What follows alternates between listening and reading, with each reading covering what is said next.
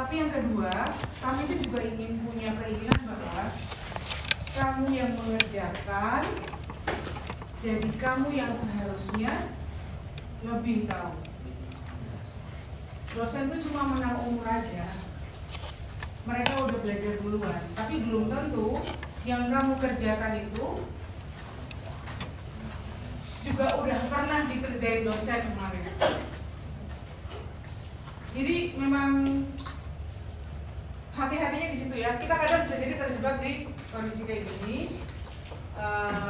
Kita punya falsi, kita punya anggapan yang terus bikin cerita kita itu kok kayaknya nggak ada yang dengerin. Itu yang agak berbahaya ya. Oke, kalau mau storytelling,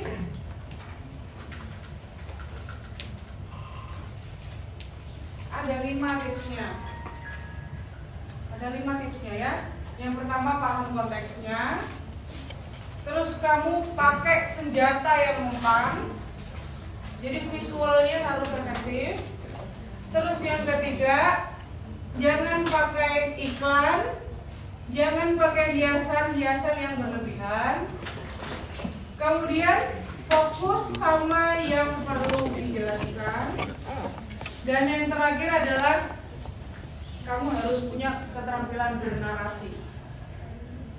Apa bedanya narasi sama deskripsi? Saya tanya. Narasi bercerita. Deskripsi juga. Apa bedanya narasi dengan deskripsi? Ini pelajaran bahasa Indonesia. Sama. Dua-duanya sama-sama bercerita. Kita bikin esai. Tapi kalau deskripsi apa? Di ruangan ini ada mahasiswa pakai kemeja. Di ruangan ini ada mahasiswi pakai kerudung. Jumlahnya segini. Yang laki-laki jumlahnya segini. Ada yang duduk depan 3 orang. Ada yang duduk belakang 10 orang. Ada AC di proyektor di tengah-tengah. Itu deskripsi. Jadi apa? Kamu menjelaskan yang kelihatan. Tapi kalau narasi, kamu tahu present tense, past tense, future tense, tahu nggak? Apa beda ketiganya?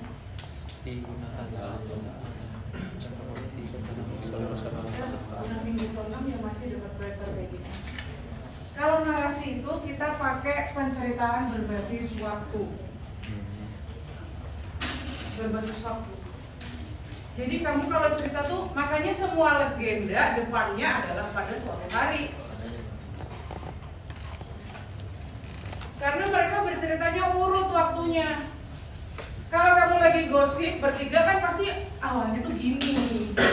Ini dimulai dengan kalimat seperti itu. Karena kamu akan bercerita dengan urutan waktu.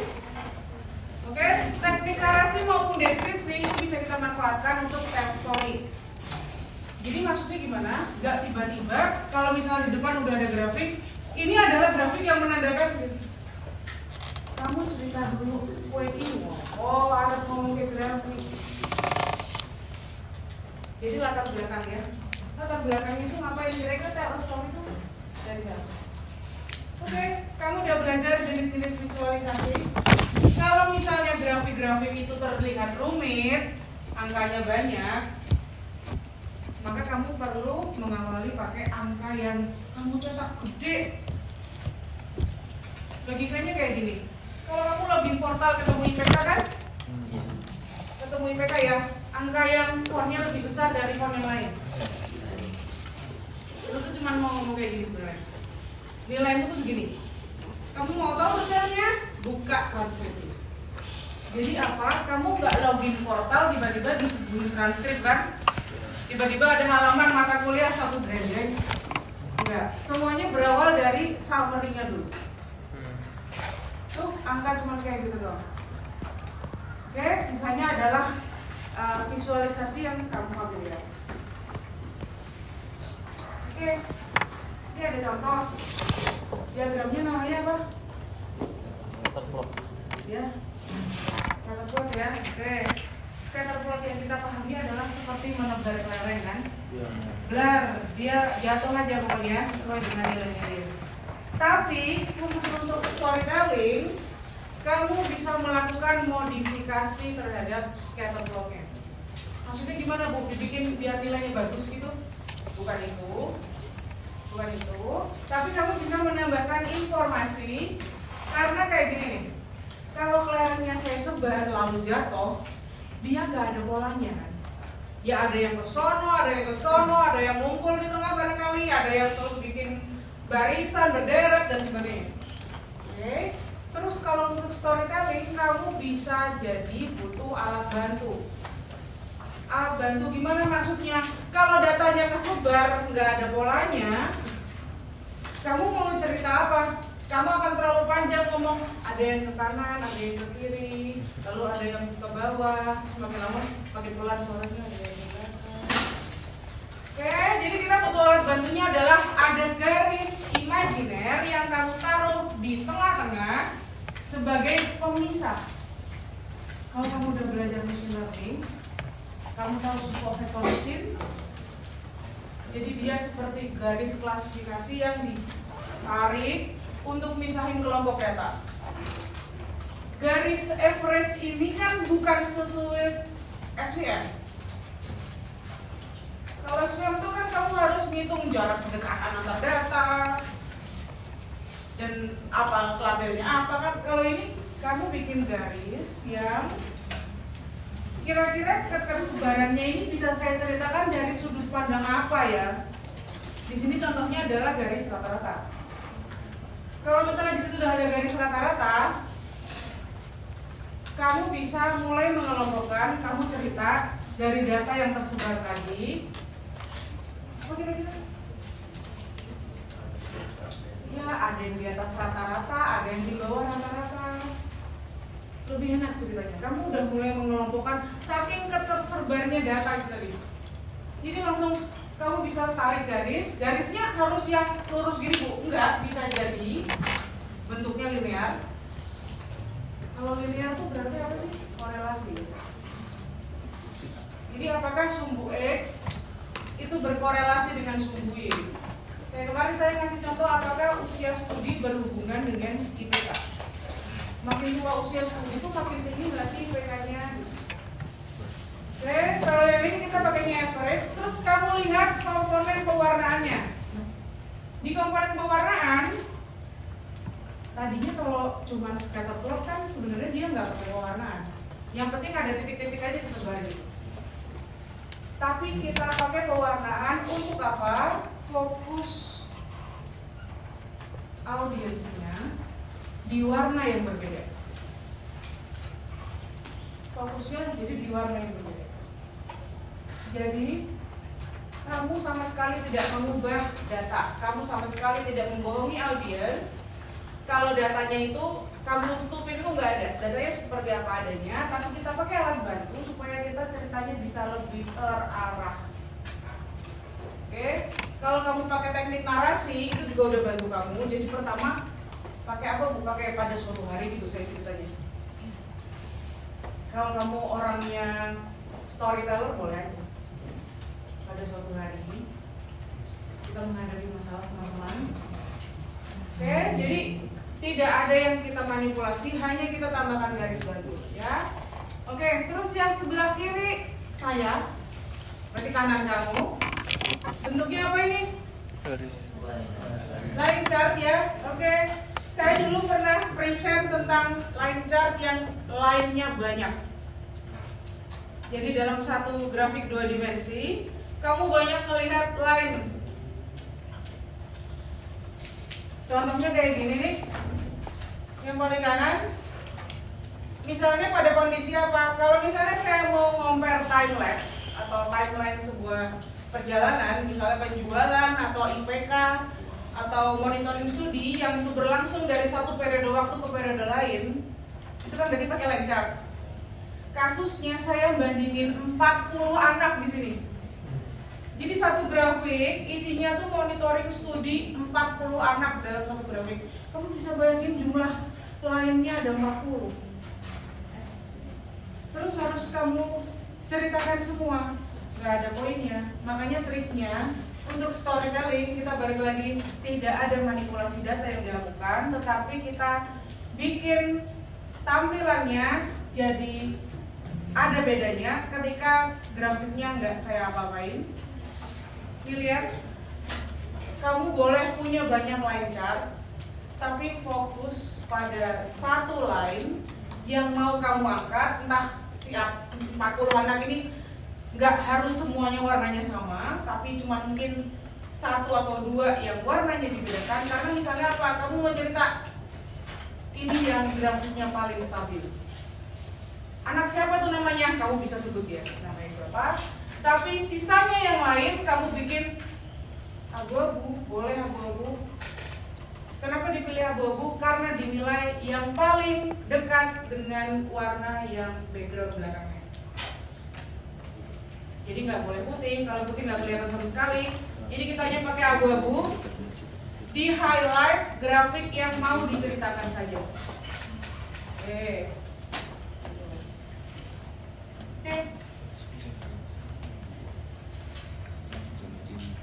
Masih ingat yang main ini?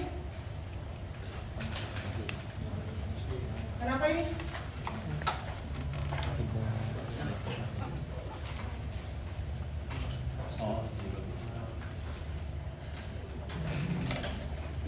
Ini ada 2 grafik yang sama.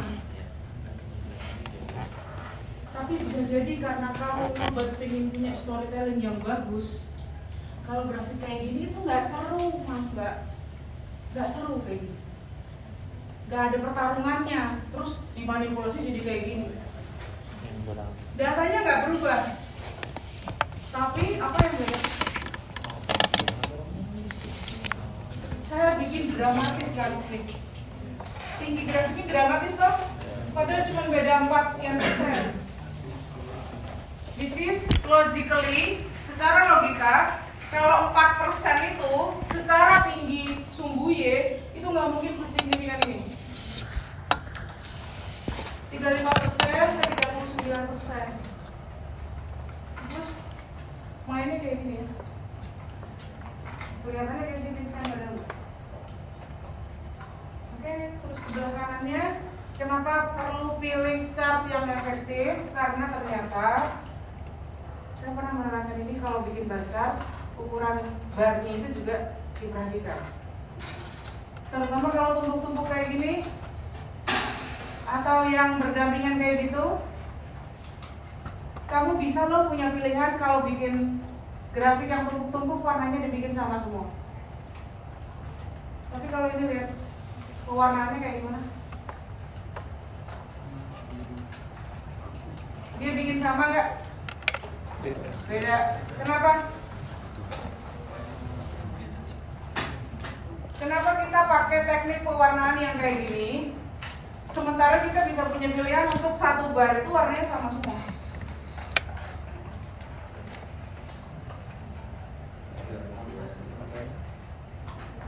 Kamu bisa kelihatan, kalau kamu kelihatan captionnya comparing series, namanya juga compare, berarti saya harus bisa menceritakan apa perbedaan poin yang mau saya compare. Di compare itu berarti dibandingkan ya. Sama juga kalau misalnya nggak pakai stack, kamu bisa pakai yang kolom di atasnya, di mana satu kategori isinya bisa ada 3 bar, tiga-tiganya dikasih warna beda. Tapi lihat pewarnaannya, dia nggak pakai pewarnaan yang kamu mau biru, merah, hijau, ya. Kita pakai pewarnaan yang satu keluarga, tapi yang tingkat kecerahannya berbeda. Jadi secara nggak langsung kita tuh minta audiens buat ngelihat ada perbedaan dari pewarnaan yang muda ke yang tua. Saya punya satu grafik sangat sederhana, ya. Bandingin sama yang ini. Balik ya, yang ini pertama, terus ini kedua. Ini datanya sama persis.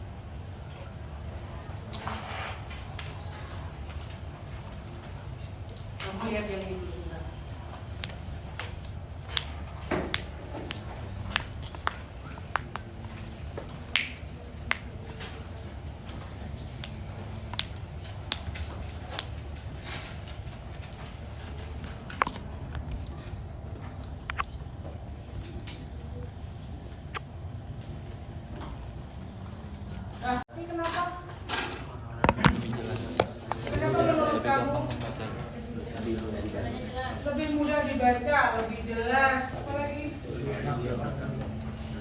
lebih enak dipandang?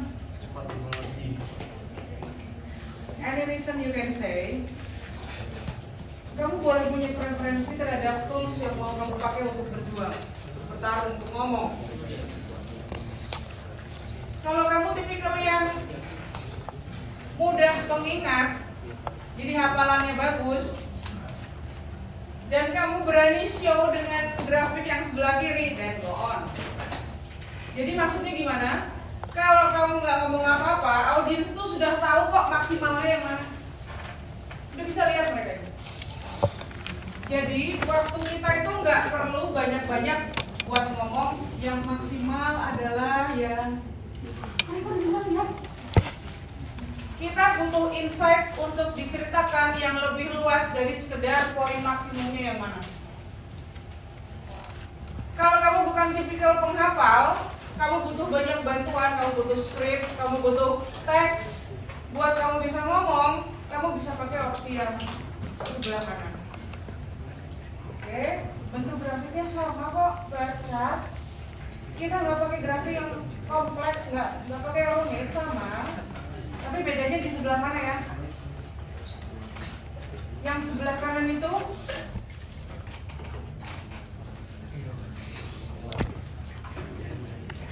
dari sini aja. Yang sebelah kanan itu menurut kamu bisa lebih meyakinkan karena apa? Atau lebih bisa menguatkan kamu sebagai storyteller karena apa?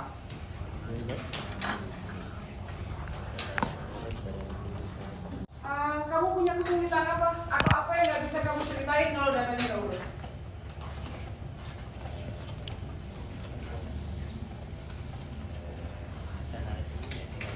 Pasti teman-teman kamu banyak yang setuju. Tapi sekarang saya tanya coba, supaya kita lebih analitikal lagi pikirnya. Kalau datanya nggak urut, itu kenapa? Nggak enaknya apa?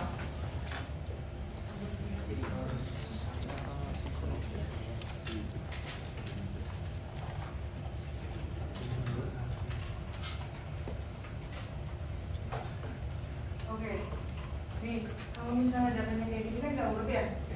Kamu tidak melihat pola. Kamu tidak melihat pergerakan arah. Tapi kalau udah diurutin, kamu akan lebih cepat menggiring audiens. Nomor satu ke nomor berikutnya itu bedanya sebelah mana? Karena orang akan lebih cepat dibantu. Kalau melihat sesuatu yang ada polanya, pertama mereka lebih kalau bahasa Indonesia itu pleasing, lebih menyenangkan ya. Kalau yang kayak gini ya, kita harus ada kognitif lagi di kepala audiensnya. Oh, pertama yang tengah, terus habis itu yang sebelahnya, sebelah kanannya kan, terus habis sebelah kanannya yang ujung itu kan. Mereka masih ada waktu yang harus mereka pakai untuk secara kognitif atau beban pikiran otaknya itu mengurutkan data. Kamu kasih yang manis kayak gini udah diikutin bu, kalau mikir lagi, kamu bisa mengalirkan cerita lebih enak. Dari yang paling tinggi, orang itu udah bisa langsung diajak. Oh, berarti yang nomor satu emang capacity ya. Kenapa yang human service nggak segitunya? Jadi pemikirannya udah lebih jauh berbeda. Oke, ingat ya, kalau kita presentasi itu maksudnya kita mau ngarahin orang buat decision making. Keputusannya mau apa? Oke. Terus selain data diurutin, apalagi yang jadi alasan kamu kenapa milihnya? Kenapa kamu lebih suka pakai tools yang ini? Kenapa yuk? Selain datanya udah urut? Ya, lebih rapi bu. Apanya? Tulisannya kan lebih mudah dibaca, terus audiens juga jadi lebih ngerti, langsung ngerti. Kita nggak perlu jelasin semuanya, kita cuma fokus jelasin yang paling tinggi aja kan bisa gitu. Oke, kita bedakan rapi dan clear. Rapi is more like aesthetically, dia nggak mencong-mencong misalnya. Tapi kalau lebih cepat dimengerti berarti dia clear, jelas. Mirip sih, emang mirip artinya. Tapi coba kita cek. Bisa jadi teman kamu tadi ngomper karena sebelah kiri tulisannya miring-miring. Iya, tulisannya miring-miring. Bu, tapi masalahnya kalau saya pakai fish tool visualisasi Bu, saya generate grafik, keluarnya kayak gini. Secara default dia akan ngasih label kayak gini, miring-miring kayak gini. Mau kamu tetap go on atau mau kamu apain lagi kira-kira? Yang dikasih toolnya kayak gini. Mau tetap go on, ya udah pakai aja orang yang dikasih piece kayak gini atau mau kamu apain lagi? Yang paling gampang grafiknya di rotate. Ini kan kolom ya, rotate jadi horizontal. Kalau di rotate jadi horizontal, maka label yang ada di sumbu X akan berubah jadi. Kamu mau nulis Nusa Tenggara Barat, dia akan Nusa Tenggara Barat. Gak akan Nusa Tenggara. Karena space-nya nggak cukup. Jadi ini bisa kamu lihat kalau misalnya kamu punya label sumbu X yang panjang.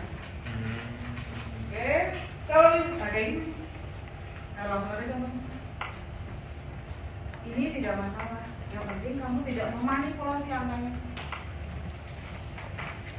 Oke, terus oke lah, kita anggap oke lebih rapi. Tapi persoalan rapi, like cuman kamu butuh extra time aja untuk ngebenerin font sebenarnya. Ada lagi? Apa dia bagusnya?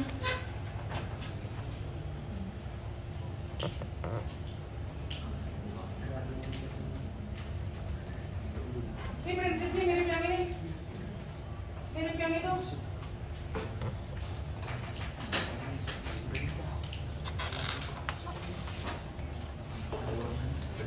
Ya ada perbedaan warnanya. Buat apa ya?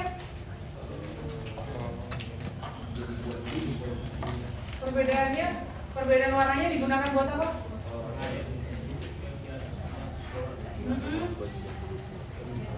Ya, tuh temen kamu ada yang jeli karena kita mau highlight yang $600 ke atas. Kalau kamu merhatiin, biasanya yang di highlight tuh top 1 atau top 3 atau top 5. Tapi kan ini datanya cuma ada 6 ya. Kalau top 5 kan kayak highlight semua. Oke, kalau top 3 kok nggak top 3 ya, kok dia top 4 ya? Karena memang ada requirement-nya di teks atasnya.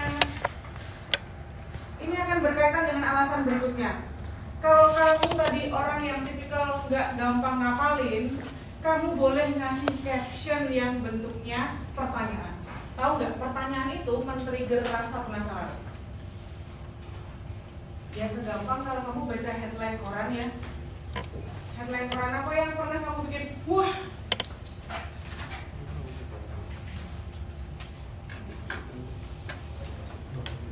bisa jadi dia lempar isu yang fenomenal sehingga orang itu mau melihat berikut-berikutnya.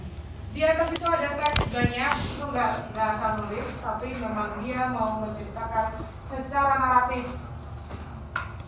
Kalau kamu tahu orang itu karakternya baca dari atas ke bawah, ya kamu susun aja, nggak tiba-tiba di atas langsung grafik. Ada judul, is good enough. Saya udah pernah ngomong, kamu boleh bikin grafik bagus, tapi nggak boleh lupa judulnya. Dikasih judul, terus di bawah judul itu ada yang namanya, kalau kamu suka main medsos, caption. Pernah bingung sama orang yang ngepost foto doang nggak ada captionnya? Kalau ada caption, itu kan sebenarnya lebih menjelaskan gambar ya, walaupun di medsos kan nggak banyak. Tapi ketika kita bikin gambar yang seperti ini, yang scientific, jadi ilmiah, maka kamu boleh tambahkan caption yang sifatnya men-trigger rasa penasaran.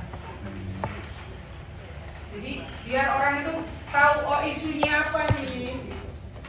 Oke, ada judulnya di highlight, fontnya lebih gede. Terus dikasih caption, dikasih ada yang bold. Terus warnanya dibikin berbeda supaya fokus orang ke bagian yang berbeda tadi. Oke, ini udah pernah kita bahas. Ada pie chart yang nggak dipakai, kita ganti bentuknya menjadi bar chart sehingga grafiknya hanya ada satu, nggak seperti pie chart yang atas. Tapi di bagian storytelling ini, fokus kita bukan hanya mengganti bar chartnya saja, tapi kamu lihat teksnya ada di atas, ada di grafiknya, ada di bawahnya, dikasih keterangan. Jadi maksudnya apa? Kalau sekarang kamu belum rajin nulis, harus membiasakan diri rajin nulis. Rajin nulis. Kalau udah rajin nulis biasanya rajin ngomong, bisa ngomong.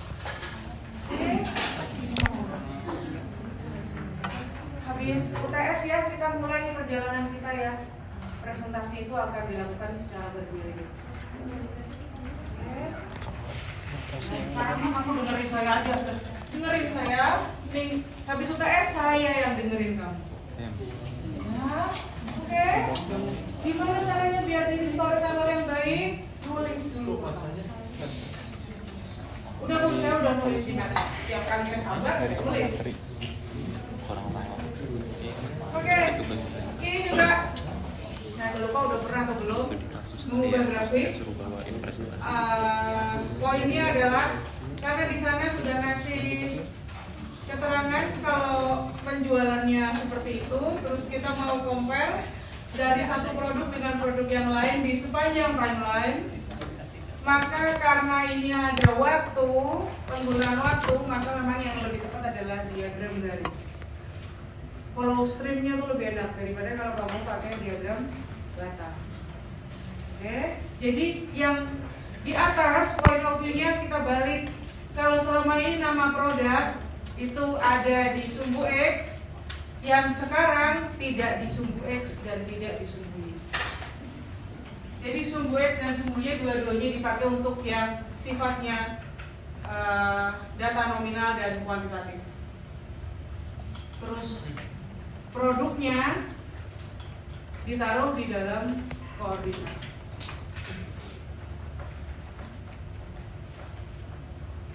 Ini ada isu. Ternyata dulu tuh pernah ada yang riset kenapa perempuan yang bekerja itu dapat gaji yang lebih rendah dari laki-laki. Menarik gak isu? Nah, kalau buat laki-laki nggak sih ini? Jadi kita baca artikel, ternyata ada yang pernah ngangkat isu tentang pekerja-pekerja perempuan itu ternyata rata-rata digaji lebih rendah di perusahaan dibanding dengan pekerja laki-laki.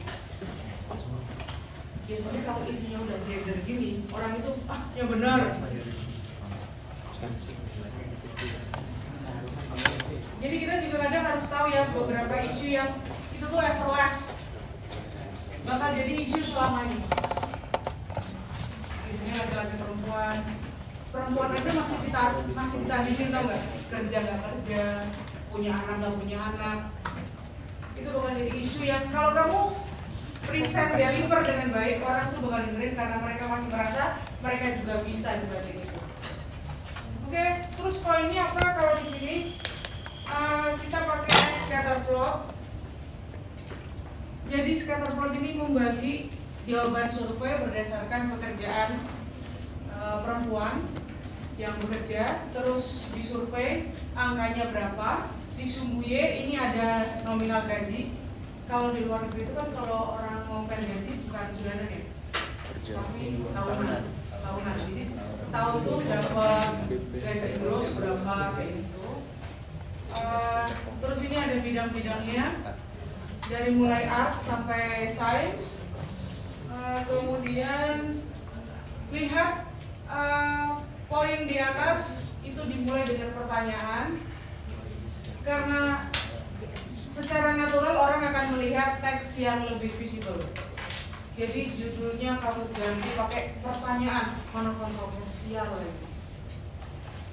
Bawahnya dikasih caption, terus lempar grafik, terus kamu lihat ada satu garis yang lebih tebal dari garis yang lain. Bentar Bu, scatter plot kenapa ada garisnya? Balik lagi ya. Scatter plot itu naturalnya adalah poin-poin kecil-kecil. Garis itu berarti adalah alat bantu si pencerita data untuk kita bisa cerita lebih lancar. Garis yang tengah itu tulisannya adalah equal weight. Bagus itu pendapatan. Jadi garis yang tengah itu adalah garis yang menandakan pendapatan laki-laki dan perempuan ada di angka yang sama dan kebanyakan perempuan di sini. Mutlak nggak sih kalau perempuan itu gajinya lebih tinggi dari laki-laki? Sepakat.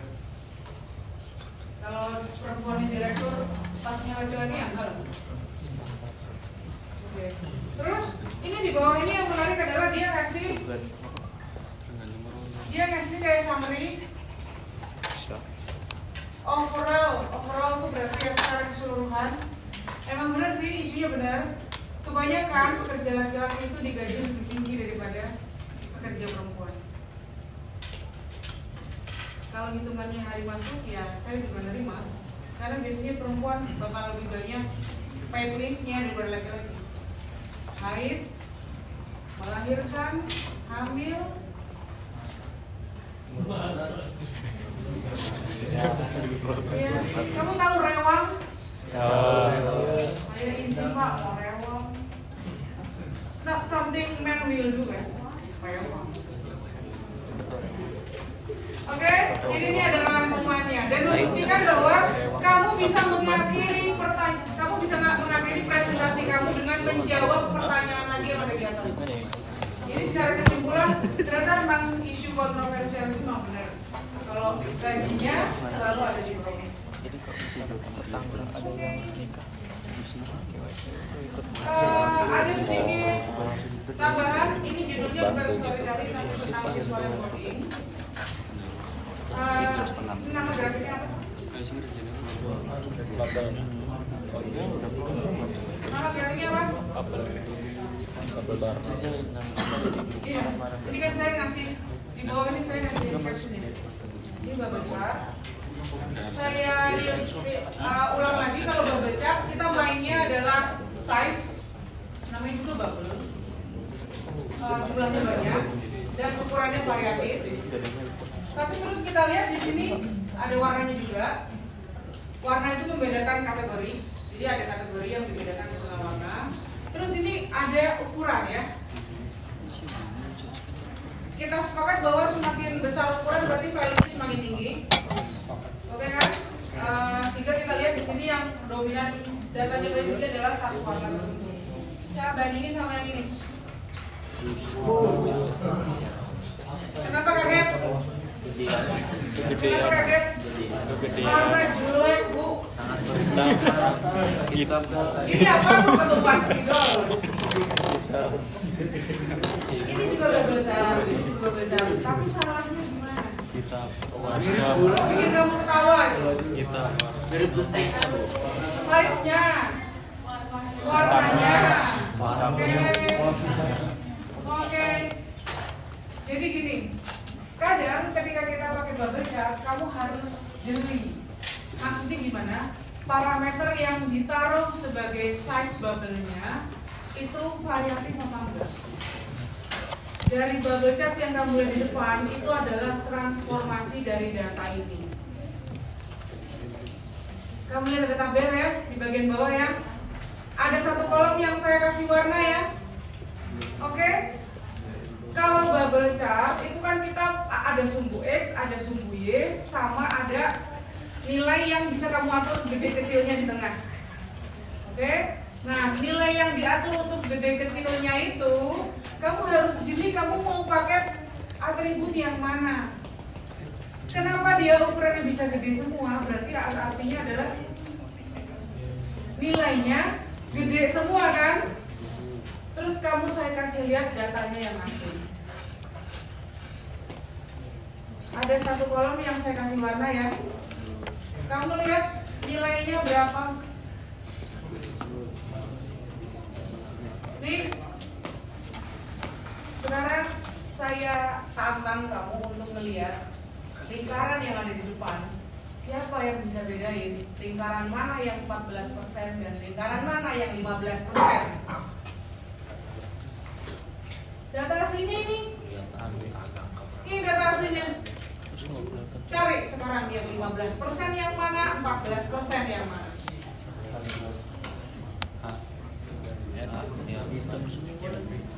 Audiens, jangan kita biarin mikir yang susah-susah. Ini susah. Sekalipun warnanya beda-beda.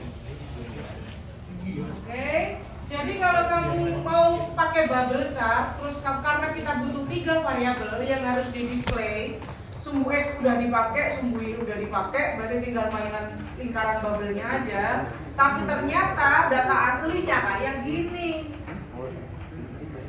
14 dan 15 itu tidak signifikan untuk kamu mainan ukuran bubble.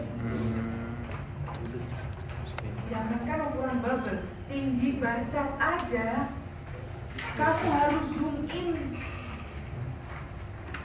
14%, 14,8 dan 15%. Kalau angkanya variatif enough, jadi macam-macam kayak yang ada di kolom kedua yang judulnya sales. Coba kamu lihat di sini range-nya untuk data sales itu dari $2,1 sampai $23. Jadi kamu bakal punya komparasi gede bubble yang signifikan. Semoga nangkep maksud saya. Oke, kalau kamu masih nge-display bubble yang ukurannya kayak gini, sebelum presentasi balik lagi aja lah. Dibenerin dulu. Ini bukan perkara warna ya, tapi dari kejelasan aja nggak dapat. Sorry itu saya. Kamu harus benar-benar jeli ngelihat variabel itu rank angkanya seberapa variatif. Kalau cuma belasan ini, belasan semua itu ganti caranya. Jadi yang range-nya harus cukup signifikan untuk kita bisa bedain ukuran bubble. Habis setelah belajar tableau adalah baca ini. Kalau belajar tableau itu kita nguasain skill-nya. Tapi kalau baca buku ini saya dapat soft skill-nya. Gimana caranya saya cerita? Gimana caranya saya bisa nangkep orang itu cerita apa? Nah, kayak gitu. Saya bisa ngomong dan saya bisa dengerin orang ngomong.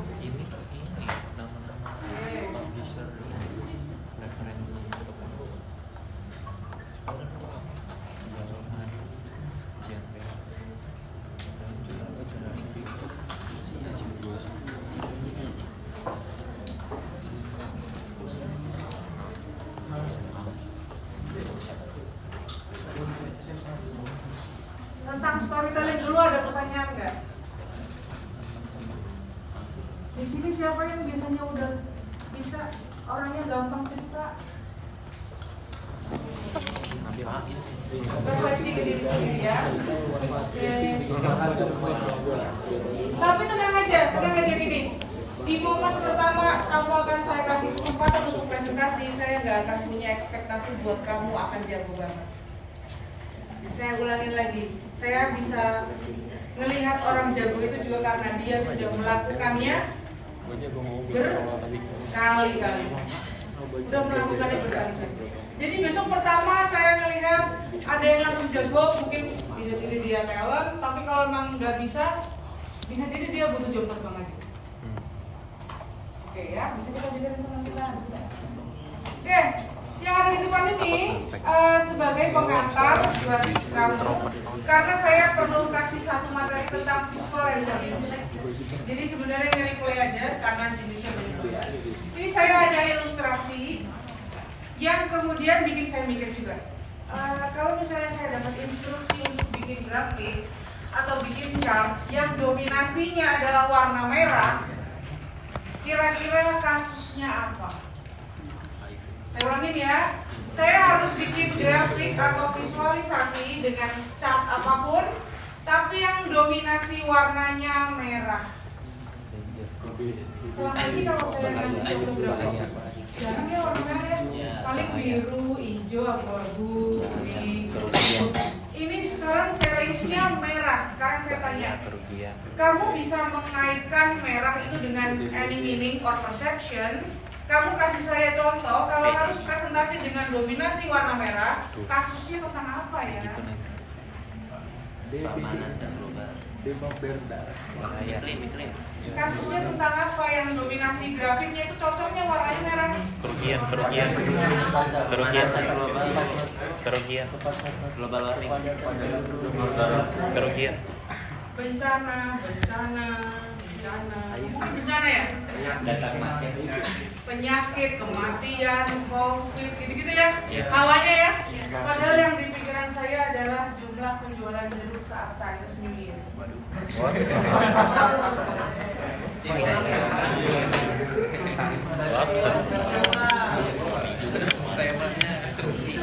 Kebanyakan orang akan mengkaitkan warna merah itu dengan bencana, penyakit, kematian, perang, pandemi ya. Yang saya pikirin itu tahun baru Imlek. Happy ya? Happy. Penjualan kue keranjang saat Chinese New Year. Happy. Kenapa mikirnya pada bencana? Apakah itu salah? Nggak salah. Nggak salah. Saya nggak salah, kamu juga nggak salah. Karena apa? Balik lagi, warna itu punya persepsi yang mayoritas orang akan mengaitkannya dengan sesuatu yang sifatnya warni. Tapi ternyata di tempat yang lain menganggap warna merah itu adalah sebuah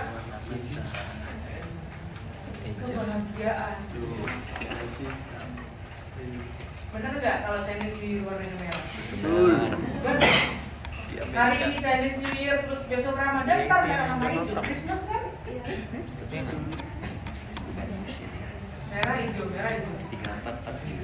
Karena berarti memang kamu sadari event-event yang udah pernah kamu lihat itu dia punya topik warna. Oke? Jadi poin saya adalah gini. Kalau kita udah tahu warna itu punya persepsi, maka kamu cek dulu yang mau kamu hadapin audiensnya itu karakter budayanya kayak gimana. Karakter budayanya kayak gimana. Makanya kemarin ada sisi emosional yang harus kamu perhatiin kalau kamu mau pilih chart atau kalau kamu mau presentasi. Kalau itu topiknya adalah memaparkan tentang sesuatu yang negatif, kayak fenomena, kayak bencana, kayak apalagi jumlah angka kematian, itu memang benar-benar harus menjadi. Gak boleh presentasinya terus happy, terus bajunya baju warna cerah, itu terus boleh. Oke, judulnya adalah visual encoding. Nih, ternyata ada yang survei jumlah warna yang maksimum bisa diingat oleh manusia itu ternyata 6 warna. Oke, tapi jangan terlalu pakai kayak gini ya, Bu, itu kan 6. Jadi besok saya mau bikin pie chart ya Bu, karena datanya 6. Warnanya juga 6. Yang menentukan benar enggaknya pie chart itu bukan saya, tapi audiens. Seberapa cepat mereka nangkep aneh banget di grafik. Oke, itu ada 12. Saya ngeluarin 12. Karena ternyata setiap warna itu saya bisa nulis artinya. Percaya nggak percaya itu ada. Oke. Yang paling disarankan untuk dipakai adalah pewarnaan nomor 1 sampai 6. Sisanya kalau kamu butuh warna lain berarti cek dulu pakai chart yang benar apa enggak. Terus kedua, apakah memang harus pakai 6-6-nya atau kamu hanya main saturasi aja? Oke, main saturasi. Oke, walaupun sebenarnya ini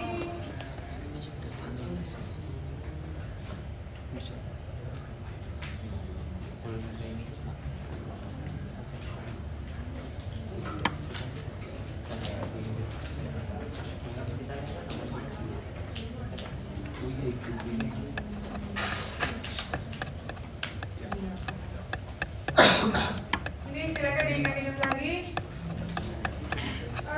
Komponen-komponen ini harus nggak perlu dihafalin, tapi dicermatin aja. Ada beberapa jenis cara untuk kita nampilin data itu.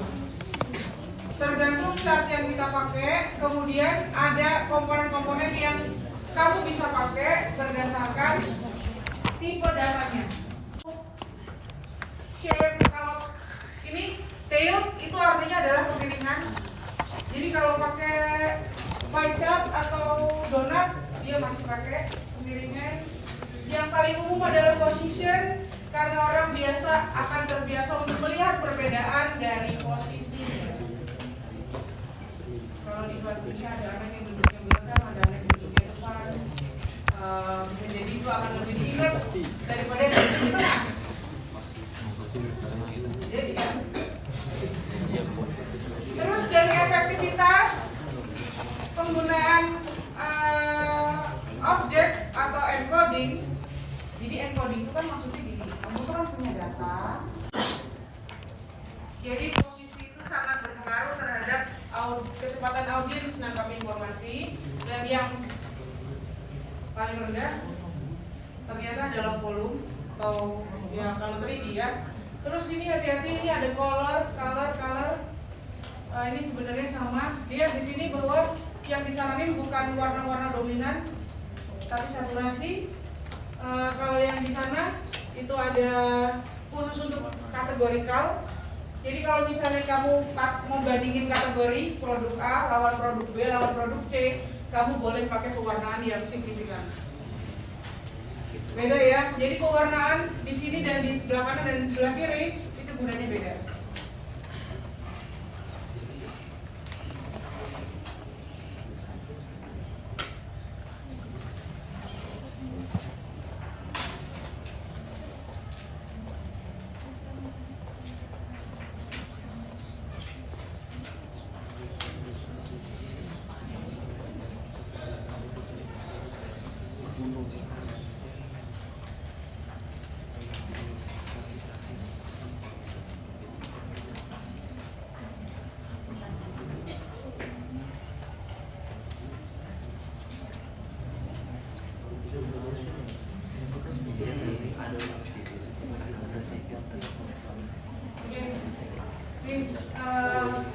Saya kasih dua contoh. Ada grafik sebelah kiri sama sebelah kanan. Ini ada kasus di mana contohnya kayak gini. Di sebelah kiri itu ada line chart, labelnya adalah original data. Jadi maksudnya ketika kamu lempar ke fish, terus hasil dari line-nya kayak gini. Tapi ternyata hanya untuk menunjukin data ekspor. Misalnya contohnya adalah perdagangannya trading, ekspor impor aja ternyata nggak cukup. Nggak cukup membantu lah. Datanya benar. Kalau kamu mau cerita ekspor lebih tinggi daripada impor, oke, audiens udah ngerti. Udah bisa lihat. Dari warnanya udah beda, dari ketinggian garisnya, positionnya udah beda. Jadi kita butuh tambahan, apalagi yang bisa ngomong. Saat storytelling. Oke, jadi ada proses konversi grafik tanpa mengganti grafik yang asli datanya. Kita mainnya adalah grafik line chart yang lain dengan caption bukan ekspor, bukan impor, tapi trading balance. Jadi maksudnya gimana? Kalau saya cuma ngomong gini, orang kan udah baca ya. Tapi orang itu lebih butuh dari cuma ngecek angka ekspor berapa, angka impor berapa. Decision making itu bukan untuk melihat ekspor berapa, impor berapa. Decision makingnya apa? Kalau kamu udah tahu pengeluaran lebih gede daripada pendapatan, berarti kan take actionnya apa kan gitu. Kalau ini kasusnya pemasukan lebih tinggi daripada pengeluaran, berarti take actionnya negara ini harus ngapain? Oh oke, berarti kita penjualannya lebih tinggi dari pengeluarannya. Ada saving ya, savingnya buat MBG misalnya gitu. Kita melihat data atau info yang lain dari hasil kita ngolah grafik aslinya. Karena cerita ini doang nggak cukup. Jadi contoh aja supaya kamu ada variasi kalau kamu mau cerita, tapi saya kurang ide sama grafik yang asli ini, saya kurang ide.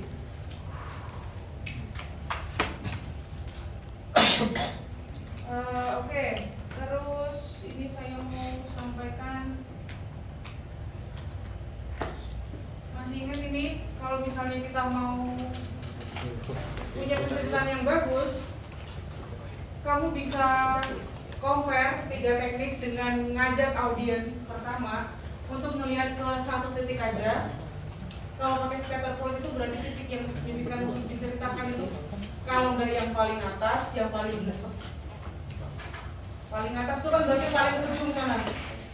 Jadi sumbu X-nya gede, sumbu Y-nya gede, ada nggak? Diceritain. Atau kita tunjuk satu titik tertentu yang titiknya itu dikelilingin sama titik-titik yang lain, jadi kayak cluster. Jadi hasil sebarannya itu bisa kamu ceritain dengan melihat polanya. Terus atau yang kedua adalah compare. Kalau compare itu berarti paling enggak ada dua kategori yang mau dibandingin. Kamu mau bandingin perempuan laki-laki itu kan dua kategori. Kamu mau bandingin produk elektronik sama produk rumah tangga itu kan dua kategori. Kamu bisa main gitu. Atau yang ketiga adalah all target. Kalau all target berarti point of view-nya harus semua data. Semua data di grafik itu jadi kesimpulannya. Oke, jadi poin 1, poin 2, poin 3. Kamu bisa mulai presentasi dengan poin cara teknik yang paling sederhana dulu, it's okay. Tapi besok-besok kalau kamu dapat kesempatan lagi, kamu harus berkembang. Bisa presentasi dengan teknik compare atau bisa jadi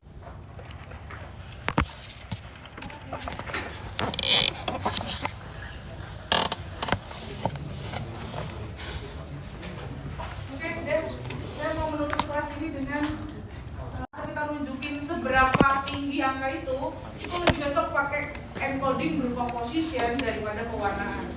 Kalau encoding position itu kan bisa nempel di baca, bisa nempel di scatter plot position untuk menunjukkan kalau angkanya semakin tinggi berarti harusnya dia akan semakin ke kanan atau semakin ke atas.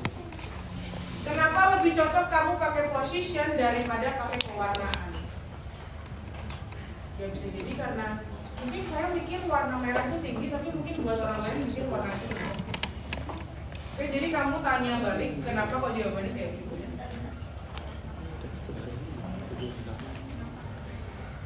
Langsung kirim sama lupa.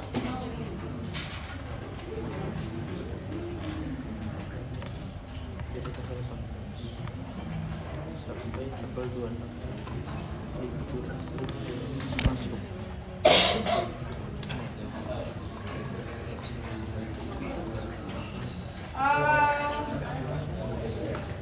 Ada yang mau ditanyakan sampai materi ini?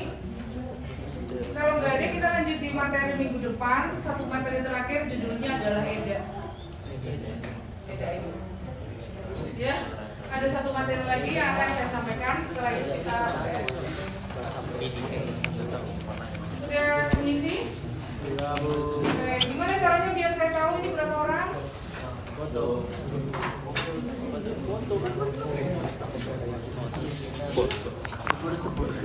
Ada yang hitungin?